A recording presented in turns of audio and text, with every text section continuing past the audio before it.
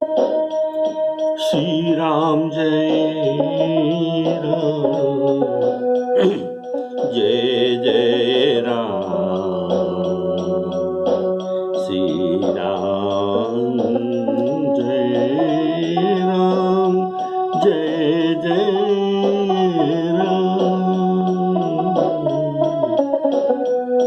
श्री राम जय राम, जय जय राम, श्यावर रामचंद्र की जय।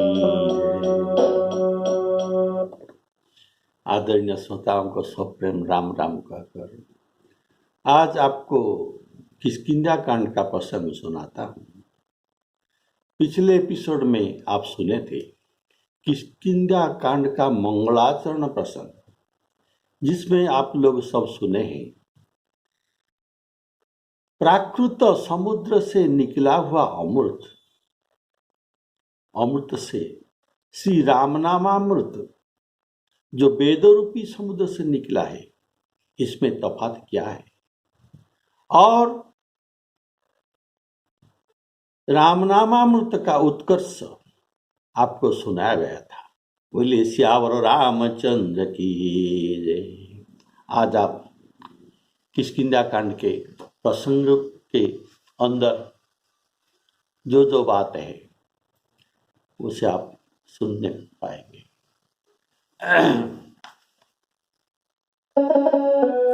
आगे चले बहुरी रघुराया, आगे चले बहुरी रघुराया, ऋष्यमुख पर्वत नियराया, ऋष्यमुख पर्वत नियराया। अर्थात श्री राम जी आगे चले और ऋष्यमुख पर्वत के निकट में पहुंच गए। आगे चले बहुरी रघुराया, रघुराया अर्थात रघुवंश के राजा, रघुवंश के रघुवंशमणि राजा, ये राजकार्य करने जा रहा है।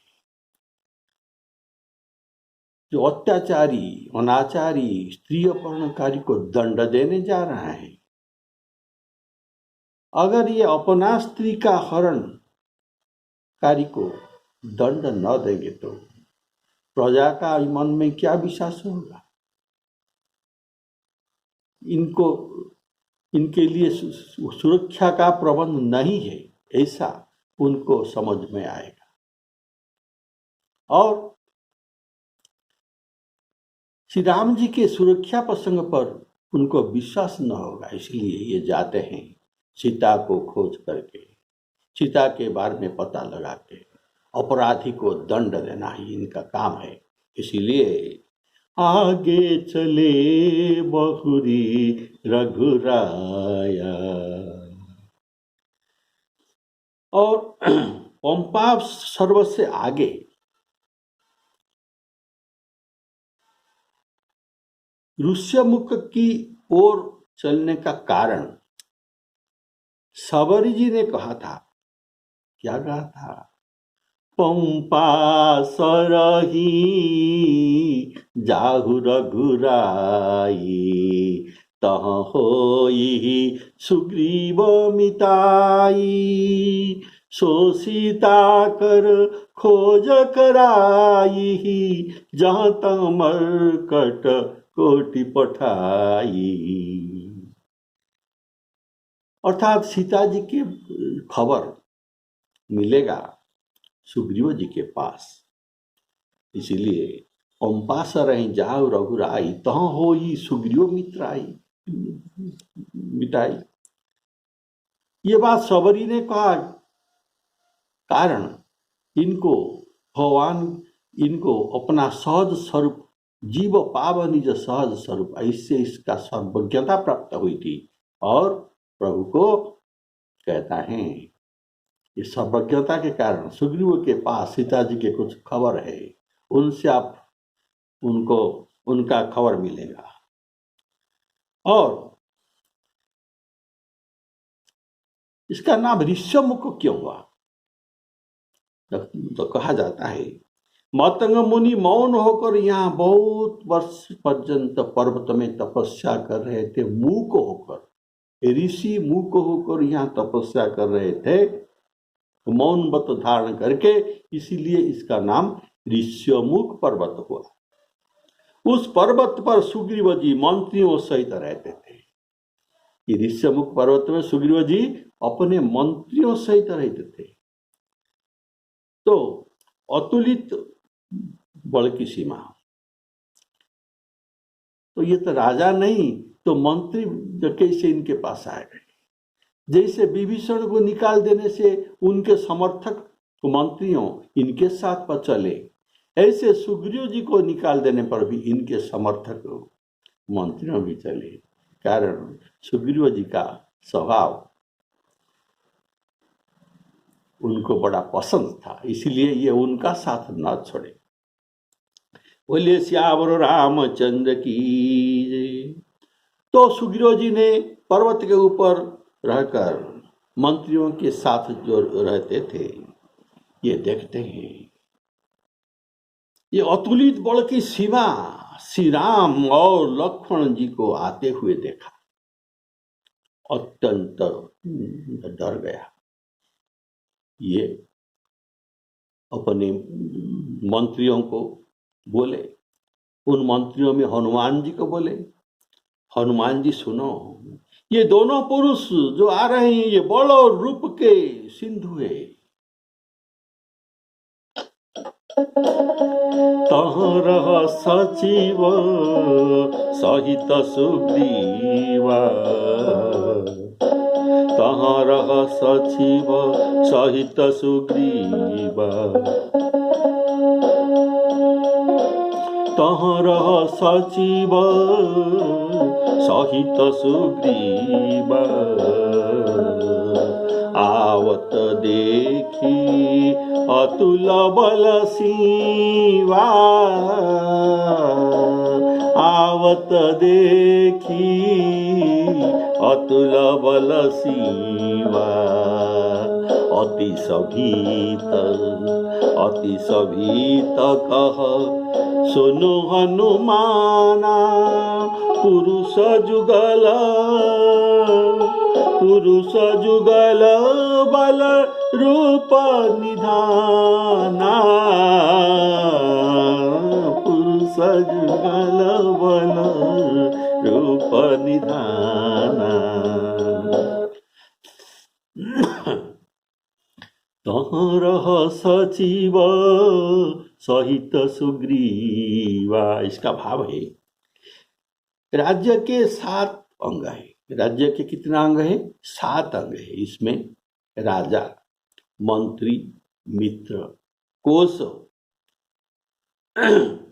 और किला, सेना, ये 7 अंग होते हैं।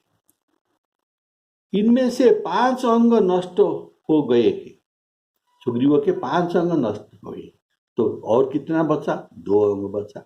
ये 2 अंग कौन है? इनके मंत्रियां और ये स्वयं। 7 अंग से प्रधान अंग कौन है? अपना मंत्रियों। ये मंत्री प्रधान अंग होते हैं, अथवा इनको साथ रखे थे। श्री विभीषण जी जब लंका से देश, कोष, मित्र आदि छोड़कर निकला था, तब उनके साथ जो मंत्रियां थे, इनके साथ भी मंत्रियां थे। सचिव संगले नभ पथ गए। आपने जाना है, अगर यह मंत्रियों का अंग यदि राजा न छोड़े तो राज्य आदि 5 अंग उनको पुनः प्राप्त हो सकता है। जैसे सुग्रीव और विभीषण को ये पुनः प्राप्त हुआ। आवत देखी अतुल बल सीमा। बलवान वीर पुरुष देखकर दूसरे का अंदाज कर लेते हैं। एक वीर दूसरे वीरों को देखकर इसका अंदाज कर लेते हैं। जैसे हनुमान जी गिरी पर चढ़ी लंका ते ही देखी, कही न जाई अति दुर्ग विषेखी। पर्वत ऊपर चढ़कर ये देखे कि कहूँ माल देह विशाल शैल समान, अति बल गर्जही नाना अखारे न भी रही बहुविधि, एक एक न तरजही। यह निश्चय तो उनको ये मालों को और ये वीरों को देखकर ये निश्चय किया कि हनुमान जी मैं अकेले में सबको परास्त करने में समर्थ हूँ। इसीलिए सीता जी को कहते हैं, सीता जी को कहते हैं माता मैं फल खाने जा रहा हूँ, मुझे भूख लगी है। तो सीता जी कहते हैं यहाँ बड़े बलवान असुर रहते हैं, रक्षा करते हैं। हनुमान जी कहते हैं तीन कर भय माता मोहि नाही, जो तुम सुख मानहु मन माही। देखी बुद्धि बल निपुण कपि कहेउ जानकी जाहु, रघुपति चरण हृदय धरी तात मधुर फल खाऊ। तो ऐसे और मेघनाथ को जब ये देखते हैं हनुमान जी देखकर ये पहचान गए ये एक बड़ा योद्धा है। कपि देखा दारुण भटआवा, कटकटाई गर्जा रुधावा। जब अक्षय कुमार आया था तो एक छोटा तरु लेकर उनको धावा किया था उनके ऊपर। तब ये देखा ये इसको बड़ा एक वृक्ष चाहिए, ये छोटा तर में काम नहीं चलेगा। तब क्या हुआ, अति विशाल तरु एक उपारा, और इसके तो पीटने से इनका रथ चूरमार हो गया। अति विशाल तरु एक उपारा, विरथ कीन्ह लंकेश कुमार। तो ऐसे वीरों को देखने से उनका कितना वीरत्व है, कितना बड़ है, ये उनको पहचान जाते हैं। तो और इससे सुग्रीव राम जी को देखकर जाना कि ये अतुल बल के सीमा है, इनके बल का कोई तुलना नहीं। सीमा अर्थात बड़, और ये बड़ के सीमा है, इससे और बड़वान कोई नहीं हो सकते। इसीलिए ये डर गया और कहता है अति सभी तक सुनो हनुमाना। सभी तक क्यों, सुग्रीव तो बाली से सदा सभीत रहते हैं, सदा भयभीत। कारण ये सदा सुग्रीव पर धावा करता है। लेकिन यहाँ जो ऋष्यमुख पर्वत पर सुग्रीव जी रहे हैं, यहाँ ये इनके शाप है। अगर ये आएगा तो इनका मस्तक चूर हो जाएगा। तो यहाँ शाप वश आवत नाही, यहाँ ये शाप वश नहीं आता है, लेकिन लोगों को भेजता है, वीरों को भेजता है। इसलिए ये भयभीत होकर, सदा भयभीत होकर रहता है सुग्रीव। अतः अब ये राम लक्ष्मण वन में ये निशंक विचरण करते हैं। देखा और अतुलित बड़ सीम जानकर आग प्रथमे तो ये सभी मन भय सहित था, लेकिन इनको देखकर अति सभी तक सुनो हनुमान। यह सोचते हैं कि यदि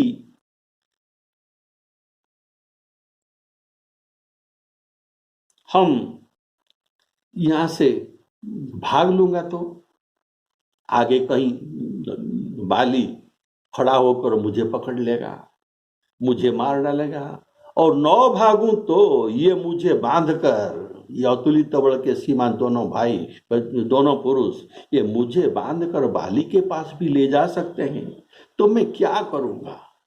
ऐसा सोचते सोचते ये अतिशय भयभीत हो गया। वाल्मीकि रामायण में वाल्मीकि जी कहते हैं, तो तू दृष्टवा, तब दृष्टवा देखकर, महात्मानो भ्रातरो, भ्रातरो दोनों भाई, ये बहुवचन संस्कृत में नहीं, जो द्विवचन, राम रामो राम, ऐसे भ्रातर भ्रातरो भ्रातराः, भ्रातरो अर्थात दोनों। यहाँ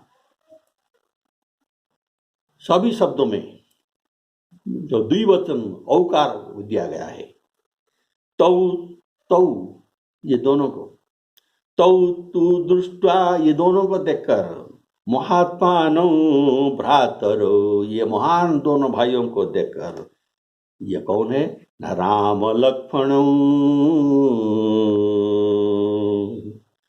करायुध धरो, कर में आयुध धरते हैं, धरे हैं, धनुबाण धारण किए हैं, वीरो, धनुबाण धारण करना ये वीरों का चिन्ह है।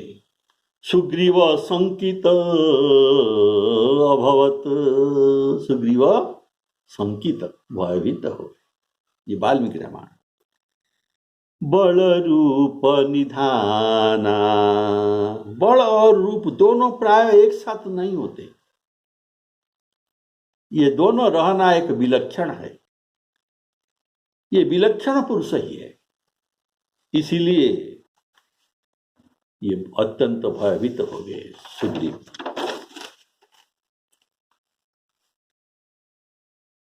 हनुमान जी, आप ब्रह्मचारी के रूप धारण करके देखो और उनके हृदय के भाव को समझो, और हमको इशारा से, उंगली के द्वारा इशारा से हमको समझाकर कहना, यदि ये मैल मन वाले बाली के भेजे हुए तो इनका मन भी मैले हो गए,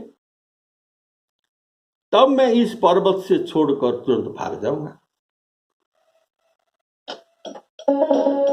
धरी बटु रूप देखते जाई, धरी बटु रूप देखते जाई, कहे सुजानी जिया शयन बुझाई, पठये बाली कोही मन मैला, भागौ तुरंत तजाऊं यह शैला। आप जो रामचरितमानस का दोहा चौपाई सुन रहे हैं, ये भी आप ये मोबाइल में उपलब्ध है। हमारे फोटो के नीचे जो एरो मार्क है, इसको टच कर देने से आपको ये सब चौपाई दोहा सब दिखाई देगा। अगर आप चाहें तो मेरे साथ भी पढ़ सकते हैं, नहीं तो देख सकते हैं कि कौन शब्द का क्या अर्थ किया गया है। बोलिए श्याम रामचंद्र की। पठये बाली होई मन मैला, भागौ तुरंत तजौ यह शैला। अध्यात्म रामायण में कुछ लिखा है, आपको सुनाता हूं। गच्छ जानिहि भद्रते बटुर्भूत्वा द्विजाकृतिः। गच्छ आप जाइए, जानिहि भद्रते, बटु भूत्वा आप बटु रूप लेकर, द्विजाकृति द्विज रूप में जाइए राम लक्ष्मण उनके पास। बालिना प्रेषितो किम्बा, इन्हें बाली ने प्रेरणा किया होगा। मांग हंतो समुपागतो, मुझे मारने के लिए आए हैं। मांग हंतो समुपागतो ताभ्यां संभाषण कृत्वा, इनके साथ संभाषण करके बातचीत करके, जानी हृदयो तयो, इनके हृदय में क्या है उनको जानो और मुझे इशारा से बता दीजिए। बोले श्यामल रामचंद्र की। यदि तौ दुष्ट हृदय, तौ ये दोनों दुष्ट हृदय होंगे तो संज्ञांकुरु कराग्रत, कराग्रत अंगूठी के द्वारा तुम मुझे संज्ञा इशारा दे दो। यदि तौ दुष्ट हृदय संज्ञांकुरु कराग्रत, अध्यक्ष रामायण का। सुग्रीव जी कहते हैं धरी बटु रूप देखते जाई। बटु रूप धारण करने को क्यों कहा, इसमें क्या विशेषता है? अगर ये वानर रूप में जाएंगे तो मनुष्य से बात करने का ये उपयोगी नहीं है, इसीलिए इनको बटु रूप धारण करना। बटु अर्थात ब्रह्मचारी जो पाठ पढ़ते हैं, विद्या ग्रहण करते हैं, मुनियों के आश्रम में रहकर, उनको बटु कहा जाता है। और बटु, तुम ब्राह्मण बटु होकर जाओ, दूसरों भी पढ़ते हैं लेकिन ब्राह्मण बटु होकर जाओ। श्री राम लक्ष्मण तपस्वी वेश में है पर धनुष बाण तर्कस धारण किए हुए हैं, इससे देखने में क्षत्रिय जान पड़ते हैं और क्षत्रिय ब्राह्मण भक्त होते हैं, अतः विप्र रूप में जाना ही ठीक है।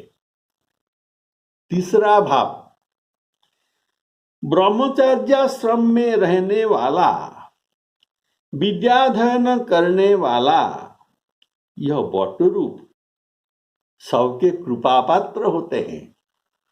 कारण छोटी अवस्था में ये है और विद्याधन करते हैं और धर्म में है, गुरु सेवा कर रहे हैं, अतः इनके अंतःकरण शुद्ध ही होगा।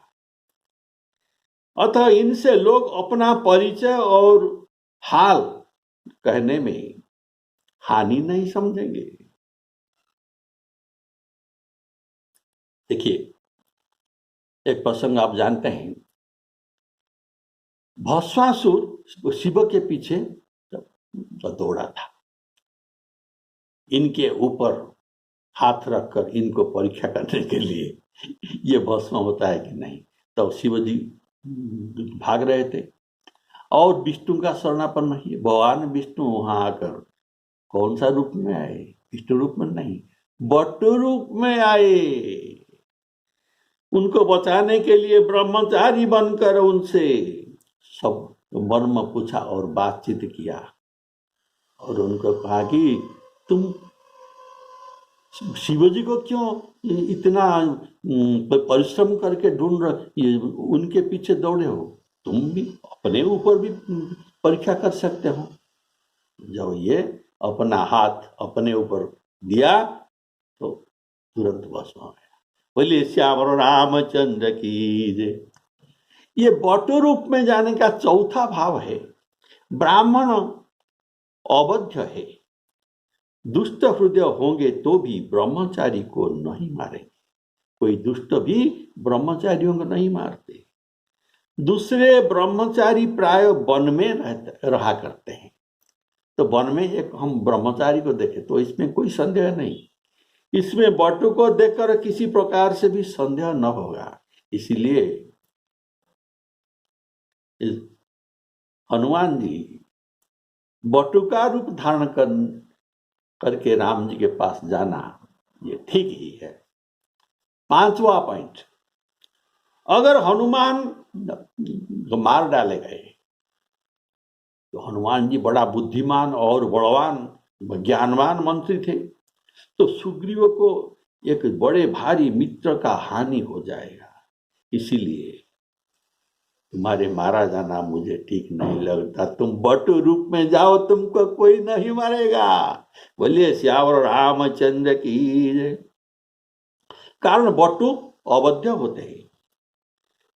विद्यार्थी का स्वभाव चंचल होता है, ये छठा पॉइंट है। छठा भाव, हनुमान क्यों बट रूप में, ब्राह्मण रूप में राम जी के पास मिलने के लिए गए थे।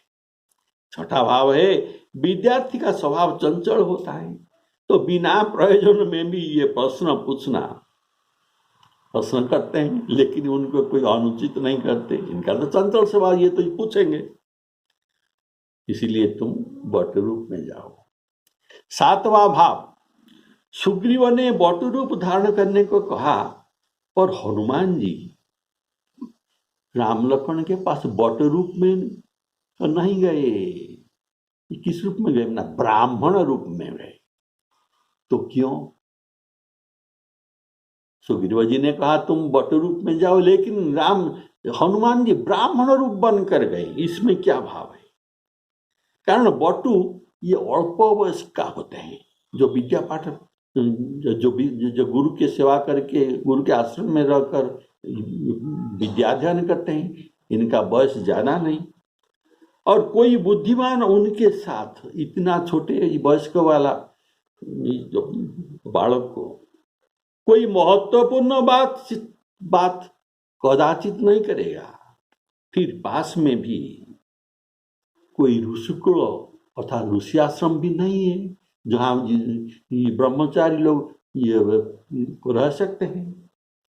इसीलिए ब्रह्मचारी रूप में जाने में कोई संदेह मुझे करेगा, हनुमान जी ज्ञानी नाम अग्रगण्यं, इसीलिए ये ब्राह्मण का रूप लेकर जाते हैं।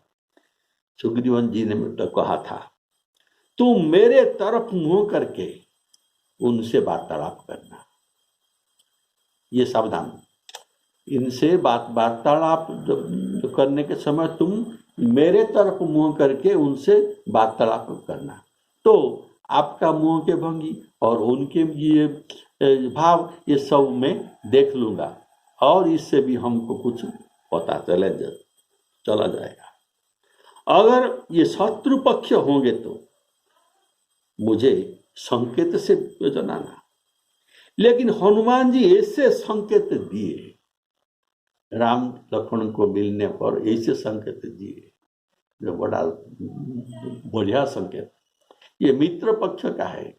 ऐसा संकेत देने के लिए इन दोनों को कांधों पर बैठा लिए, राम लक्ष्मण को लिए दुआऊ पर पीठी चढ़ाई। इससे सुग्रीव जी को मालूम हो गया कि हनुमान जी ने उनको ये पीठ पर जो चढ़ाया है ये अवश्य हमारा मित्र पक्ष होंगे।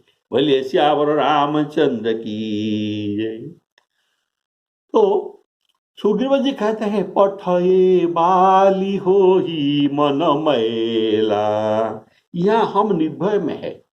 ये ऋषमुख पर्वत में हम जो मंत्रियों से रहते हैं हम निर्भय में है, कारण यहाँ वह साप बस नहीं आता है, इसीलिए दूसरों को मारने के लिए भेजा होगा ये दोनों को। बाली का मन मैला है, इसलिए उनके भेजे हुए लोग का मन भी मैला ही होगा, इनके मुंह में प्रसन्नता न होगी। उनको उनके साथ बातचीत करते समय हो ये ठीक उत्तर न देंगे, इनके मन में प्रसन्नता नहीं होगी, और इधर उधर ये बात को टालते रहेंगे। इससे उनको उनके हृदय का दुष्ट भाव है हृदय में या साधु भाव है, ये आपको मालूम हो जाएगा। बोले श्यावर रामचंद्र की जय। सुग्रीव हनुमान जी को ही क्यों कहा, और भी तो लोग थे, दूसरों को क्यों नहीं कहा? जब सुग्रीव भयभीत हो गए और इन भय का बात सब मंत्रियों को सुनाए, तब सब मंत्री भयभीत हो गए थे, केवल हनुमान जी भयभीत नहीं हुए थे।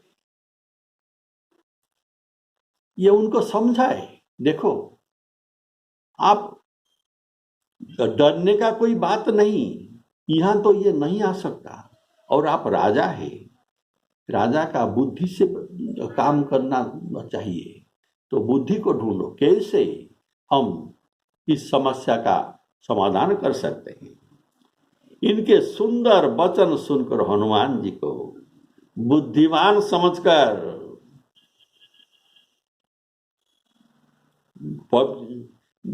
बटुका रूप धारण करके जाने के लिए कहा। तो हनुमान जी ब्राह्मण रूप क्यों बनकर राम जी के पास जा रहे हैं? हमारे यह बात का प्रसंग अभी चल रहा है। ब्राह्मण रूप धारण करके कपि हनुमान जी वहां गए और माथ नवाकर इस प्रकार पूछने लगे। हनुमान जी ने ब्राह्मण रूप बनकर राम लखन जी के पास जाए और उनको माथा नवाकर प्रणाम किए, तब पूछे। तो अभी प्रश्न है कि ये ब्राह्मण है, ब्राह्मण रूप में है, क्षत्रियों को क्यों और कैसे प्रणाम किया? ये तो प्रणाम करना नहीं चाहिए। ब्राह्मण तो जाति से बड़ा होता है और ये क्षत्रियों को कैसे प्रणाम किया? इसका समाधान क्या है? बोलिए श्यावर रामचंद्र की। तो विप्र रूप धरी कपि तहाँ गए,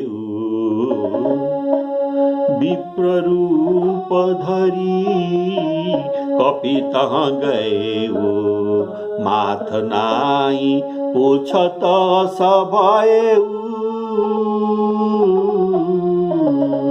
माथ नाई पूछत सभये।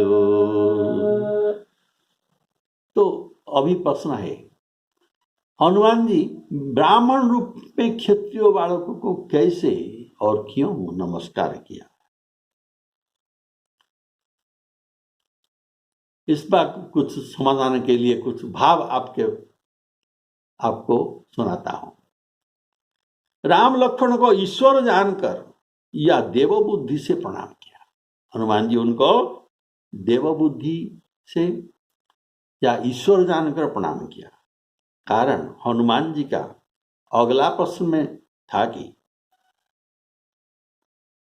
जब ये उनका परिचय भी नहीं पाया था, तब उनको ये देखकर ये इनका विश्लेषण करके जानते हैं कि तुम श्यामल, कि तुम तीन देव महको, तुम क्या ब्रह्मा विष्णु महेश्वर हो, और नर नारायण की तुम दो,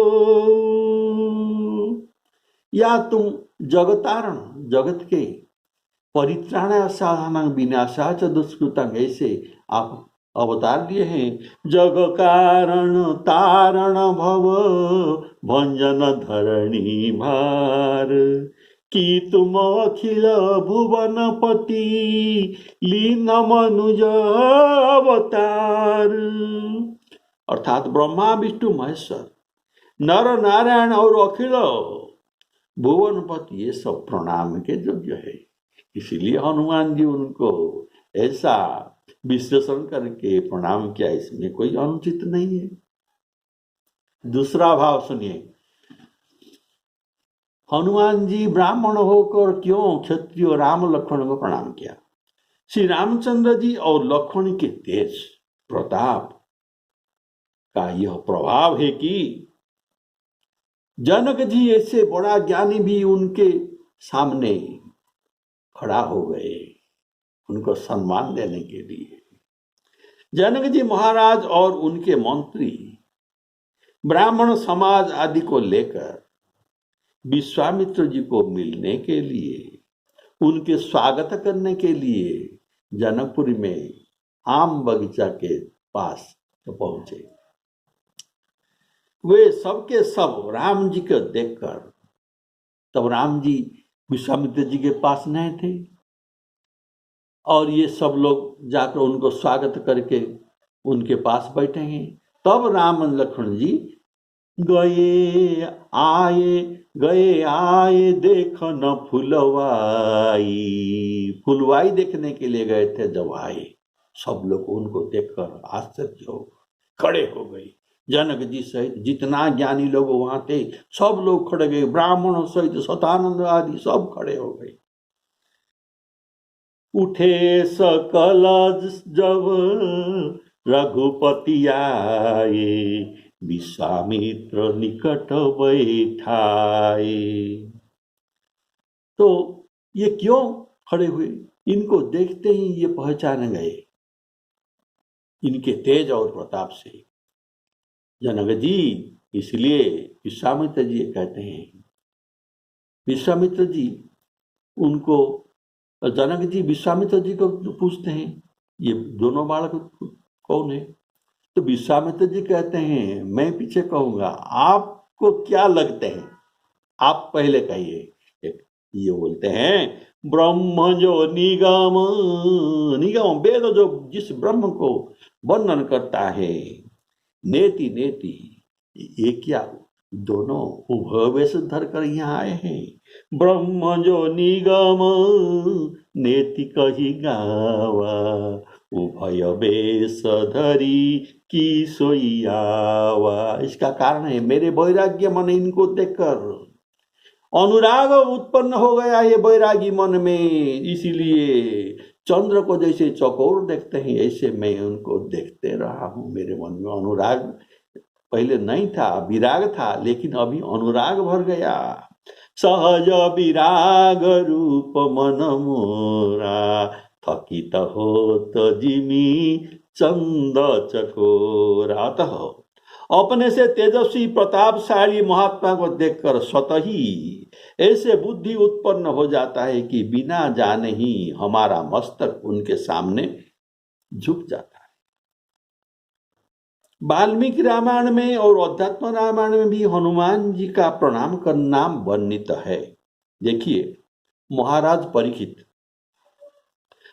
के सभा में वशिष्ठ आदि ऋषि सब थे। जब सुखदेव जी आए, उन्हें आते देखकर ये सब बड़े बड़े मुनि खड़े हो गए। कारण इनका तेज, इसलिए राम लक्ष्मण का तेज देखकर इनके हनुमान जी का प्रणाम करना ये कोई भूल बात नहीं है। ये ब्राह्मण हो भी। रावण के सभा में अंगद पहुंचते हैं। सभी सभासद अंगद के तेज देखकर अंगद का जाते ही सब लोग आश्चर्य होकर खड़ा हो गए। तो ये उठे सकल अंगद कहूं देखी। अतः तेज राशि, तेज निधान श्री राम लक्ष्मण जी को देखकर विप्र वेशधारी हनुमान जी का मस्तक झुकने का इसमें कोई आश्चर्य नहीं है। बोलिए श्यावर रामचंद्र की। तो आज विश्राम यहाँ पर। श्री सीतारामार्पणामस्तु। बोलिए श्यावर रामचंद्र की।